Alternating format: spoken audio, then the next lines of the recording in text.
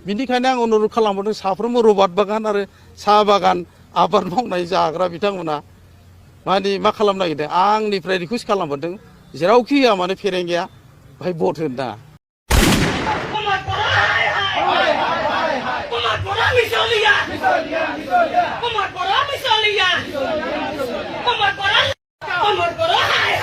बियो खालि बर'फोरनि साहा बागान जावखुनो नागिरनाय रबार बागान जावखुनो नागिरनाय बिखथिखौथ' आं बेखौ बिराद गाज्रि मोनो दुखु मोनो। मारै जाबावनोलै रनजित बसुमतारी सार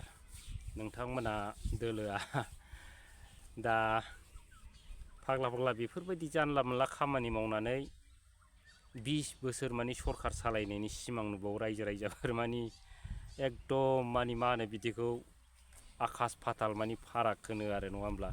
दा दिनैबो बिथांमोना बुङो माने इउपिपिएल सरकारा 20 बोसोर सरखार सालायगोननो बे बिटिसि आव रायजोफोर नङा होमब्ला दा नैबे दासो भिडिअ होनायखौ नुनानै दिनै फेरेंगा बसुमतारी बिथाङा मा बुजिखो नङा होमब्ला साननो गोनां। दा दिनै सरखार सालायनायनि सिगां मा जाखो बिथांमोना माने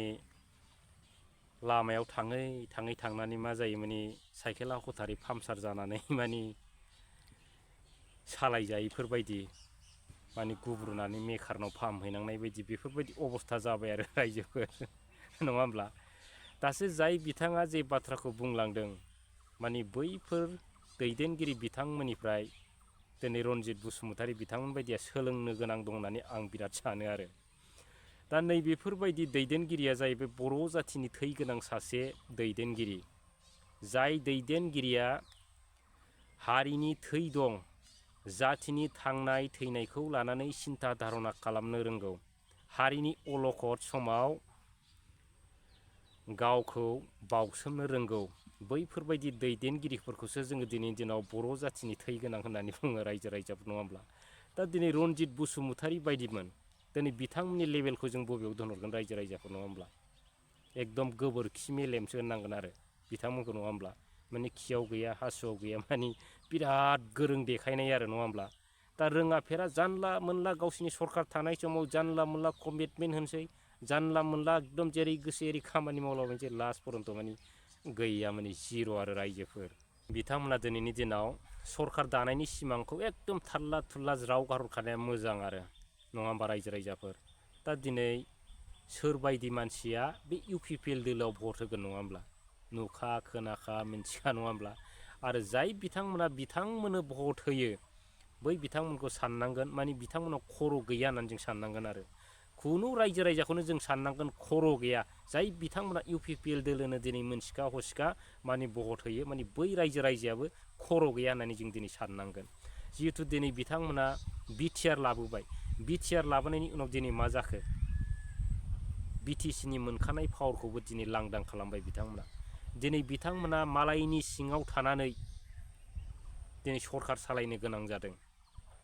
जायनि थाखाय दिनै जोंनि बिटिसिआव बिथांमोना मोनसेबो डेभेलपनि खामानिखौ मावनो हायाखै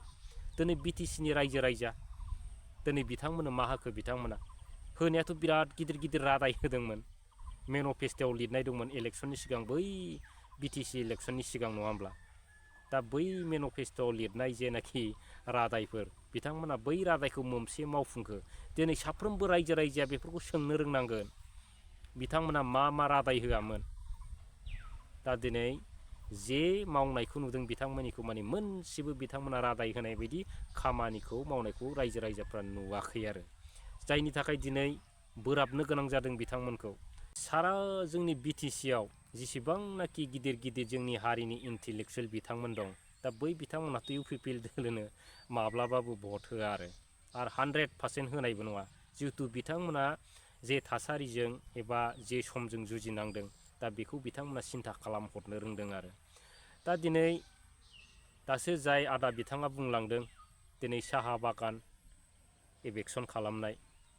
बर' हारिनिखौल' खालामो सोरबा गुबुननिखौ खालामा एक्सुवेलि राइट दिनै बिथांमोना बर' जाथिनि अनगायै सोरखौ होखारनो हाखो बर' जाथिखौल'सो होखारनो हादों दिनै जोंनि बर'नि गेजेरावबो गोबां गिदिर गिदिर माहाजोनफोर दं साहा बागान मालिकफोर दं गोबां साहा बागान गायदों जाय साहा बागान गायाखै बै बिथांमोना रबार गायदों जाय रबार गायाखै माबा मोनसे माने हादानाव माबा मोनसे बागानफोर खालामदों अनेक माने थाखा फैसा गोनांफ्रा जोंनि रिजार्भ एरियायाव गोबां खामानि मावदों आरो दा साहा बागान नङा होमब्ला साहा बागाननि गेजेरजोंथ' जों दिनै नुनो हायो गोबां जोंनि बर' फिसाफ्रा आरो बर' रायजो राजाफ्रा माने रोजा रोजा बर' फिसाफ्रा थांनानै दं बैफ्राव मावनानै नङा होमब्ला दा दिनै बैफोरखौ जुदि एरखुयोब्ला बै रायजो राजाफ्रादि बैयाव मावनानै थांनानै दंमोन दा बैफोरनि फारसे दिनैहाय इउ पि पि एल आव थानाय लिडारफ्रा बेफोरखौ सिन्था खालामदों नामा रायजो राजाफोर खालामदों दिनै बिथांमोना बै बर' रायजो राजाफोर मावनानै जानाय जोंनि बर'फोरनि गिदिर गिदिर माहाजोनफ्रा देरनाय दिनै बैफोर देरनायखौसो दिनै बिथांमोना माने नोजोरा गोग्लैदों बिथांमोना बिराद माहाजोन जाबाय आरो जोंनि बर' फिसाफ्राबो मावनानै दांनानै माहाजोन जाजोब्बाय दा बैफोरखौ फोजोबस्रांनांगोन बिथांमोनखौ गलाम खालामनांगोन बैफोरबायदि केपासिटिखौ जों दिनैहाय बिथांमोननि सरकाराव नुयो रायजोफोर नंखायनो दिनैनि दिनाव जोंनि बर' हारिनि गिदिर गिदिर इन्टेलेक्सुयेल बिथांमोना रावबो फेरेंगा आरो प्रमद बर' बिथांमोननो भट होआ आरो जाय बिथांमोना होयो माने बैयो गावसोरनिनो गोरोन्थि होननानै साननांगोन आरो फाइनालाव बिथांमोना फस्थायनांगोन दिनै जाय सरकारखौ लाबोनानै जोंनि समग्र बिटिसिनि रायजो राजा फस्थायनांदों थिग बिदिनो आरो रासिन बिथांमोना फस्थायबावनांगोन खाफाल हमनांगोन आरो दा दिनै जोबस्रांजोब्बाय दिनै बिटिसिआव गोबां पावार दंमोन दा बे पावार गोनांखौबो दिनै 16टा डिपार्टमेन्टखौबो दिनै बिथांमोना हरफिनबाय जे डिपार्टमेन्टआ गोनां डिपार्टमेन्ट दिनै बिथांमोना बेखौ हरफिनबाय दिनै रायजो राजाफोरनि थाखाय बिथांमोना मा मावनो दिनै बिथांमोना सोरनिबा सायाव फुथुला जानानैसो खामानि मावनांनानै दं दिनैहाय बे मोसा होनबासो दिनै बिथांमोना मोसानो हायो बैयाव मावै होनबासो बिथांमोना मावनो हायो बैयाव खियै होनबासो बिथांमोना खिहैनो हायो ओरैबायदि लासिं सिं आरो दा दिनै बैफोरबायदि लिडार दैदेनगिरिफोरजों रायजो राजाफ्रा उन खारफानाय मानि गावनि फैगोन समाव मानि गाज्रि सम थासारिखौ मानि बुथुमनानै लानाय होननानै जों साननांगोन रायजोफोर आरो दिनैनि दिनाव बिथांमोना बिराद गिदिर गिदिर रादाय होदोंमोन नङा होमब्ला सुइजारलेण्ड दा सुइजारलेण्डखौ बिथांमोना मावफुंनो हाबाय नामा सुइजारलेण्ड थांनांला जोंनि बे बिटिसिआवनो सुइजारलेण्ड बायदि जाजोबसिगोन होननानै बिथांमोना बुंदोंमोन नङा होमब्ला दा मावफुंबाय रायजो राजाफ्रा बेफोरखौ सिन्था खालामबाय आरो न'खर साख्रि बबे देशआव न'खर साख्रि होनो हानाय नुफेरखो बबे देशआव नुखो जोंनि रायजो राजाफ्रा आरो बबे जायगायाव खोनाफेरखो दिनै गोबां गिदिर गिदिर कान्ट्रिफोर दं देशफोर दं बैफोरबायदि डेभेलप जायगायावनो दिनै न'खर साख्रि होनो हायाखै नाथाय नैबे जोंनि मोनसे फिसा बड'लेण्डआव बिथांमोना माबोरै साख्रि होनो नागिरखो नङा होमब्ला दा बेफोरबो फैमाल नङा होमब्ला आरो बिनिफ्राय बन दाननानै जाग्रा गरिब गुन्द्रा माबा मोनसे मावनानै जाग्रा बै बिथांमोना दिनै मा होनदोंमोन माने थांनानै थानो थाखाय माबा मोनसे सुबिदा होनो बाथ्रा माने कमिटमेन्ट होदोंमोन दिनै बै गरिब गुन्द्राफोरनो बिथांमोना माबा मोनसे सुबिदा होनो हाबाय रायजोफोर दा बिथांमोना जोंनि गरिब गुन्द्रानि सुबिदाफोरखौसो दिनै बिथांमोना सेनानै एकदम लांदां फोजोबस्रांबाय आरो दिनै बन लायनांला होनदों दिनैहाय आरो दिनै लायनो हाला दिनै रायजो राजाफ्रा थाइसे थाइनै माने बन लाइजोंबो खामायोमोन संसार जायोमोन दिनै बेफोरबो जोब्बाय बन्द' जाबाय दा बैफोरखौ बन्द' खालामनायनि सिमांखौ नुहुरनानैसो बिथांमोना बन फाननानै जानांला रायजो राजाफ्रा होनदोंमोन दा फाननानै जानांमारला जिहेथु लायनो हाला फाननो हाला दा बैफोरनि जेनाखि संसारा दिनै मा रोखोम सोलिनानै दं बिथांमोना बेखौ नोजोर होदों नामा दा प्रमद बर' बिथांनि दिनाव जों मा नुयो रायजो राजाफोर जोङो गावनि हारिखौनो नासयनाय नङा होमब्ला दा जोङो दिनै गोबां जोंनि गिदिर माने जोंनि बर'नि गेजेरावबो गोबां माहाजोन जादों सोरबाबा बागान खालामनानै माहाजोन जादों सोरबाबा माबा मोनसे आबाद मावनानै माहाजोन जादों सोरबाबा साहा बागान सोरबाबा रबार बागान बे जिखुनु हगार नङाब्ला माहाजोन जादोंथ' जोंनि बर' फिसायानो गुबुनाथ' जायाखैना रायजोफोर आरो बै बागानफ्राव मावनानै दिनै गोबां जोंनि बर' रायजो राजाफ्रा थांनानै दङ आरो लासैनो दिनै उन्नति जाबोगासिनो दं नङा होमब्ला दा बै उन्नति जानायाव दिनै जोंनि सरकारा मदद होनांगौ ना दिनै फोजोबस्रांनांगौ आं बेखौसो कुइसन खालामनो लुबैदों रायजोफोर दिनै प्रमद बन्धु बिथांनि सरकारखौ आरो दा दिनै बिथांमोनहा जे मददखौ होनांगौमोन रायजो राजानो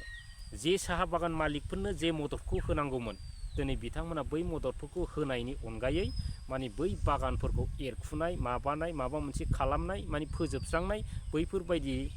टारगेटखौसो जों नुयो आरो बर' रायजो राजाफोरनि मावनानै जानायखौ दंस' खालामनानै माने सेरखाय बेरखाय खालामनाय गरिब गुन्द्रा खालामफिननाय सोरबा बिदेशाव थांनानै मावनानै जाहैनाय बैफोरबायदि टारगेटफोरखौसो बिथांमोना दिनै बर' रायजो राजाफोरनि गेजेराव लाबोयो नङा होमब्ला दा दाखालि बावैसो जानानै थांदों बासबारि पर्बजरानि बाथ्रा बेयाव एपिडिसिएल मोनसे कम्पानि लाबोनो नागिरदों पावार प्रजेक्ट नङा होमब्ला दा बेखौ लानानै प्रमद बन्धु बिथाङा बिराद डेभेलप जागोनलायनो 7-8 हाजार जोंनि बर' रायजो राजाफ्रा माने बेयाव साख्रि मोनगोनलाय जाहैदों नङा होमब्ला दा प्रमद बन्धु बिथाङा दिनै सिन्था खालामनो रोंदों ना रोङाखै एपिडिसिएल पावार प्रजेक्टआ मा नङा होमब्ला दा बै कम्पानियाव जोंनि बर' रायजो राजाफ्रा मा साख्रि मोननांगौ बै कम्पानियाव मोनगोन गिदिर गोरों जायनाखि गिदिर गिदिर फरायनाय आरो जायनाखि टेकनिकेल लाइनाव फरायनाय इन्जिनियार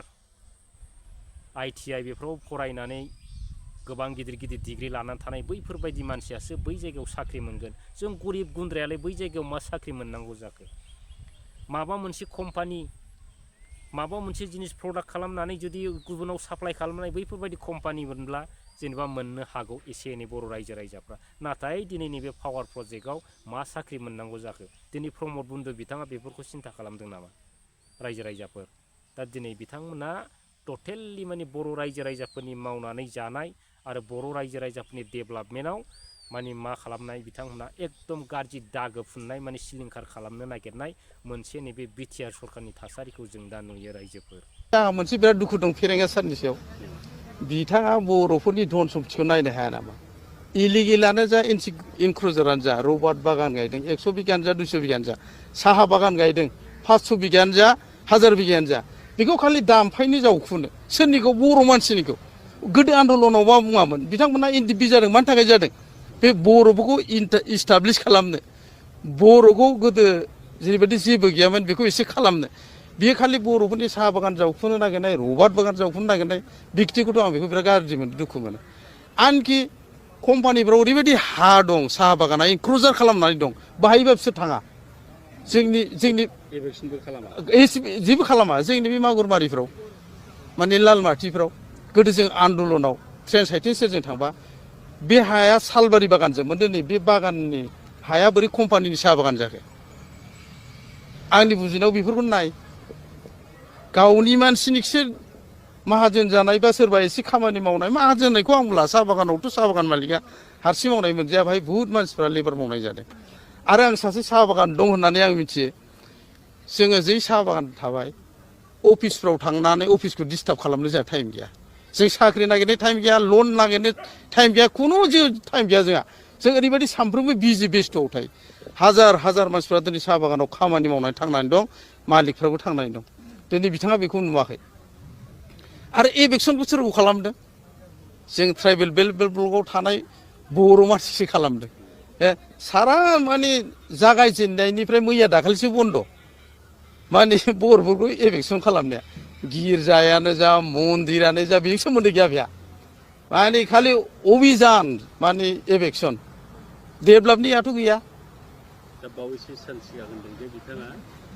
प्रमद बर' थाजासे एबेक्सन जाया आरो एबेक्सन खालामोबा पाप नांगोन होनना बुंदों आं बेखौनो मिन्थिनो ओंखारदों पलिटिसियाना बेबायदि जानो नाङा मानसिफ्रा गोसोआव थायोना ससियेल मिडियाआव हगारनाय बुस्थुआ गोमानाय थाङाना